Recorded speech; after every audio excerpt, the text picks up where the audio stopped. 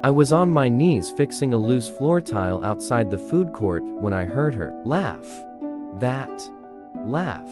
The one that used to mean something good, back when it was mine. To hear over breakfast, back before it became something she saved for other men. I didn't stand up right away. I stayed down there, gripping the edge of that broken tile, listening to the sound of dress shoes clicking against polished marble. Getting close, I knew before I turned around who it was. Some sounds you never forget, no matter how many years try to bury them. Emory, my name, from her mouth, still landed somewhere deep in my chest. I stood up slow, wiped my hands on my jeans, and there she was, Delia, 12 years older than the girl I married, but somehow looking like she'd found a way to skip half of them. New hair, new rings, new everything, standing next to a man in a navy suit that probably cost more than my truck. Emory Ballard, she said again, like she was introducing me to someone, like I was an exhibit. This is Sterling. Sterling Voss. The man extended a hand that had clearly never held a hammer. Soft grip, confident smile. The kind of smile men wear when they've never once had to wonder if they'd make rent. Nice to meet you, he said, looking me up and down, taking in my work boots, the faded polo with the mall's maintenance logo stitched over the pocket. I watched. Something flicker behind his eyes, pity, maybe, or the quiet satisfaction of a man who believes he's already won something. Emory used to be my husband, Delia said, and there was a lightness in how she said used to be, like she was talking about an old coat she'd donated. He works here. Maintenance. Works here. Two words that told an entire story she believed to be true. I want you to understand something before I go any further. I wasn't always down on my knees fixing tile. There was a time I built houses with my father, out past Route 9, where the cornfields used to stretch farther than any highway. I learned to frame a wall before I learned to drive. My father used to say, a man who can build something with his hands will never truly be poor, because he can always make something out of nothing. I believed him. I still do. Delia and I met at a diner in Cedar Falls when I was 24. She was a waitress, with dreams bigger than the county line, and I was a contractor's son who thought hard work was enough to hold a marriage together. For a while, it was. We had a daughter, Rena, with her mother's stubborn chin and my quiet eyes. For 6 years, we were what people called a happy family. The kind neighbors pointed to when they wanted proof that good things still existed. Then the recession hit, and the company I worked for folded overnight. I took whatever jobs I could find: plumbing, drywall, eventually maintenance work at Cedar Brook Mall, the biggest shopping center in 3 counties. Delia watched the man she married trade blueprints for a mop, and something in her started to change. She never said it outright. She didn't have to.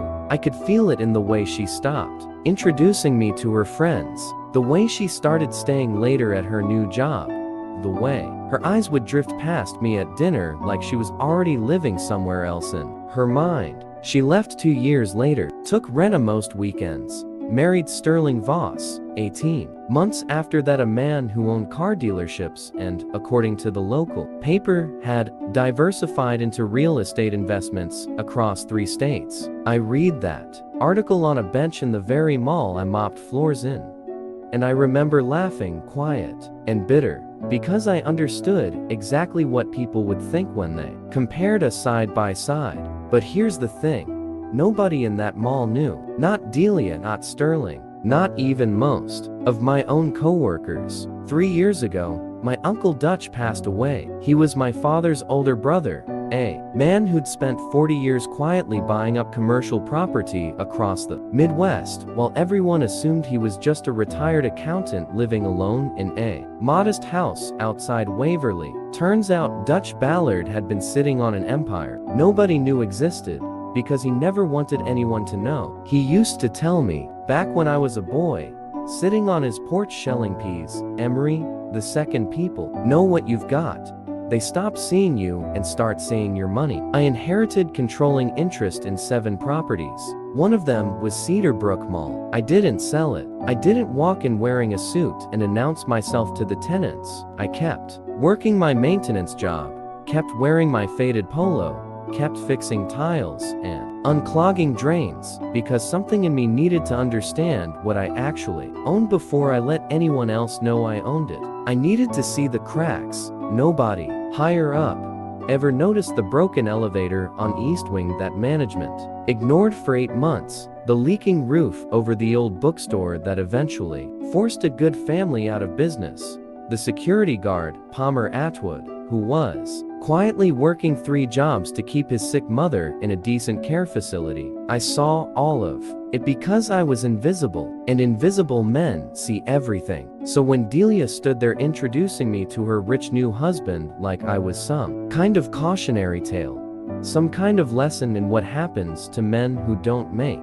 something of themselves, I just stood there and let her believe whatever made her comfortable. We're actually here because Sterling's looking into some retail investments, Delia said, glancing toward the storefronts like she was picturing her husband's name on a plaque somewhere. This mall's got real potential, don't you think, honey? Sterling nodded, adjusting his cufflink. Good bones. Needs a serious facelift, though. Whoever's managing this place clearly doesn't understand modern retail. I've heard, through some contacts, that the ownership's practically absentee, ripe for acquisition. If you ask me, I felt my jaw tighten, but I kept my voice level. That's so. Man's probably some old-timer sitting on it out of stubbornness. Sterling continued, not even looking at me now, looking past me at the storefronts like he was already redecorating them in his mind. That's usually how it goes. Old money that doesn't know what to do with itself. I could turn this place around in 18 months. Rena came around the corner then, 13 years old, headphones around her neck, and her face lit up the second she saw me. Dad. She ran over and hugged me right there in front of both of them. And for a moment I forgot the suit, forgot the rings, forgot the pity in Sterling Voss's eyes. Hey, kiddo, I said, and something in my chest loosened just being near her. Rena, honey, don't get your father's uniform dirty, Delia said, and I watched my daughter's face fall just slightly. That small flinch kids do when they sense an adult trying to manage a moment instead of just living in it. It's fine, I said quietly. She's not dirtying anything. There was a silence then, the kind that stretches a little too long. The kind where everyone standing in it can feel something unspoken pressing against the air. Well, Delia said finally, forcing brightness back into her voice, we should get going. Sterling has a meeting with the property manager here in 20 minutes, trying to get ahead of things before this place goes up for sale. That caught my attention in a way I didn't let show on my face. Property manager, I repeated. Gerald Whitlock, Sterling said, checking his watch. Good guy, says the owner's son, recluse, who barely shows his face. We're hoping to make an offer before anyone else catches wind of the opportunity. I looked at my daughter, who was watching all 3 of us with the sharp attentiveness kids have when they know something's happening, even if they don't understand what. I looked at Delia, still wearing that expression she used to wear when we were young, and she believed we were destined for something bigger than what we had. And I looked at Sterling Voss, a man who had built his entire identity on being the person who arrives after someone else has already done the hard, invisible work of building something worth taking. I hope that meeting goes well for you, I said. Oh, it will, Sterling said, smiling that easy, expensive smile. I always get what I want. I nodded slowly. Funny thing about this place, I said, the owner's not as absent as people think. Something in my voice must have shifted, because Delia's eyes narrowed slightly, the way they used to, when she sensed I was holding something back at the dinner table. What do you mean? She asked. I could have told her right then. I could have watched her face crumble in the middle of that food court, could have let Sterling Voss feel the particular humiliation of realizing he just insulted the man whose signature would determine whether his offer meant anything at all. Some quieter, more wounded part of me wanted exactly that, but I thought of my father's voice instead. The second people know what you've got, they stop seeing you and start seeing your money. Nothing, I said, just saying. Sometimes the people who look like they've got the least are holding onto more than anybody realizes. Sterling laughed, not unkindly. Just the laugh of a man who'd never once considered that sentence might be about him. Words to live by, he said, clapping me on the shoulder like we were old friends. Anyway, wish us luck. They walked off toward the management office, Delia's heels clicking.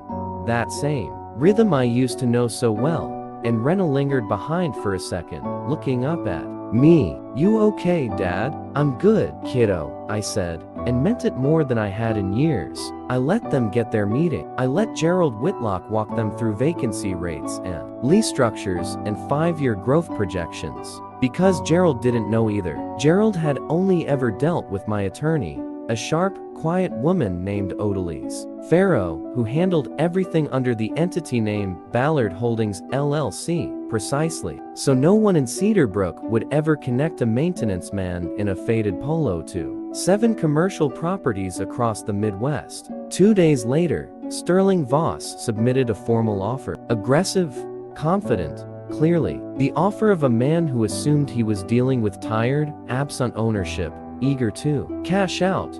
Odalise called me that afternoon, laughing before she even said hello. You're going to want to see this, Emory. I asked her to set up a meeting, not through email, not through some polished corporate liaison. I wanted to be in the room. They arrived at the conference room on the 3rd floor of the management wing, the one most tenants didn't even know existed, tucked behind a door marked simply private. Sterling walked in with the same easy confidence, Delia beside him, both dressed like they were already celebrating a deal not yet signed. Gerald Whitlock sat near the head of the table, nervous in a way I'd never seen him before, glancing toward the door every few seconds. Then I walked in, same faded polo, same work boots, and I watched something in Sterling's face begin to shift. The moment he understood I wasn't there to fix the air conditioning. Emory? Delia's voice cracked slightly on my name. Mrs. Voss, I said,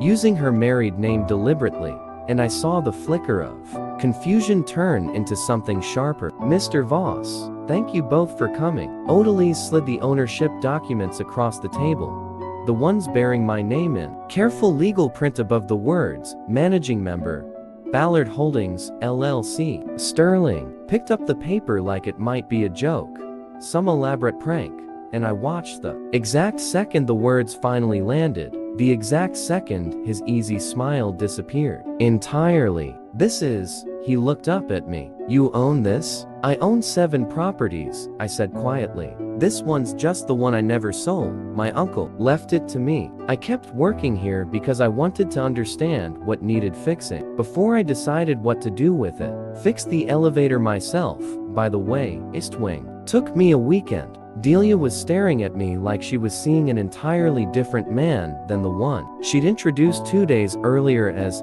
just maintenance. There was something in her expression hadn't seen in years, not love, not exactly, but something close to recognition. The look of someone realizing they'd once held something valuable and let it slip through their hands because they mistook quiet for empty. Sterling recovered his composure quickly, the way men like him always do, straightening his tie, forcing his voice back into that practiced, confident register. Well, this changes some numbers, but I don't see why we can't still. I'm not selling, I said. The room went still. Mr. Voss, I appreciate the offer, I continued, and I meant every word of it evenly, without malice, because I'd already gotten what I actually wanted. From this moment, not his money, not his humiliation, just the simple, quiet truth, finally standing where it belonged. But this mall isn't for sale, not to you, not to anyone. I've got plans for it, real ones. The kind that keep small businesses in their storefronts instead of pricing them out for something flashier. The kind that keeps people like Palmer Atwood employed instead of laid off in the name of efficiency. Who's Palmer Atwood? Delia asked quietly. Security guard, I said. Works nights so he can be with his mother during the day. Good man. The kind you don't see unless you're actually looking. I looked at Delia then, and something passed between us, something honest. For the first time in years. You used to say I never made anything of myself, I said, not unkindly, just plainly. The way you'd state a fact you'd finally made peace with. Truth is, I spent every day since building something. I just didn't need anyone to see it to. No, it was real. She didn't say anything. There was nothing left to say, really. Some silences carry more weight than any apology could. Sterling stood up, buttoning his jacket, trying to reclaim some scrap of dignity on his way out the door. Well, he said. Wasn't expecting that. Most people don't, I said. That's usually the whole point. They left not long after. I heard, through people who still like to talk, that the deal Sterling had been counting on to impress some investors back east fell through entirely, and that things between him and Delia grew quieter after that. The way things do when the illusion holding a relationship together finally cracks. But that's not really the ending of this story. Not the one that matters to me. The ending that matters happened 3 weeks later, on a Saturday, when Rena and I stood together outside the old bookstore in the East Wing.